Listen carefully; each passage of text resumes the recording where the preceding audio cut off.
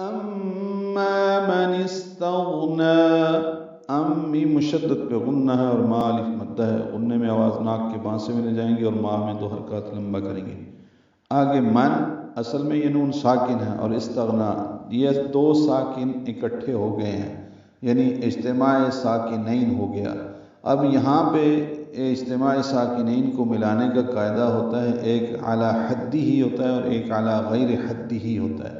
تو یہاں پہ علی غیر حدی ہی لگے گا، اس میں یہ ہوتا ہے کہ زیر کی حرکت دینی ہوتی ہے، اور یہ جہاں تب ہوتا ہے جب 2 ساکن 2 کلموں میں اس طرح جمع ہو جائیں کہ پہلا بھی ساکن ہو اور دوسرا بھی ساکن ہو۔ اب یہاں پہ نون ساکن ہے اور استغنا کا حمزہ بھی ساکن ہے، وہ نہیں پڑھا جا رہا، اور سین بھی ساکن ہے، تو یعنی نون کو جو سین سے ملانا ہے تو کیسے ملائیں گے؟ اس کو زیر دی جائے گی۔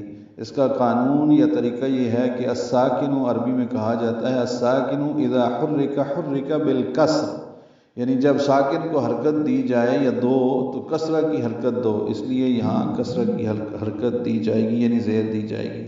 تو من اور استغنا ملا دیں گے تو من استغنا ہو جائے گا۔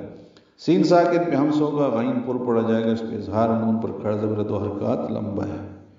جو بے پرواہی برتتا ہے فَأَنْتَ لَهُ تَصَدَّى، فا کو جلدی پڑھیں گے، انت میں نون ساکن و تان کی وجہ سے اخفا ہے، لہو لام کو جلدی پڑھیں گے، ہو الٹا پیش ہے 2 حرکات لمبا ہے، تصدّى صاد پر پڑھیں گے، دال سے ملائیں گے، دال پر کھڑ زبر 2 حرکات بھی لمبا کریں گے۔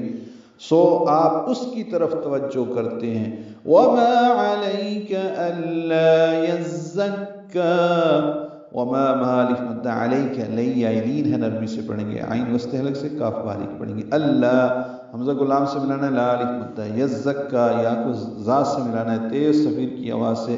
یہ ہم پہلے پڑھ چکے ہیں آیت نمبر 3 میں، وہاں پہ پڑھا تھا لعلہ یزکا، ابھی پڑھ رہے ہیں اللہ یزکا، زا تیز صفیر کی آواز سے ادا ہو، کاف سے ملائیں گے، کاف باریک۔ اکثر یہ ہوتا ہے کہ یزکا پڑھتے ہیں، یہ غلط ہے، یا یزکا پڑھتے ہیں، زال پڑھ دیتے ہیں، یہ غلط ہے۔ یزکا کاف کو 2 حرکات لمبا کرنا ہے۔ اور آپ کو کوئی ضرر نہیں اگر وہ نہ سدھرے۔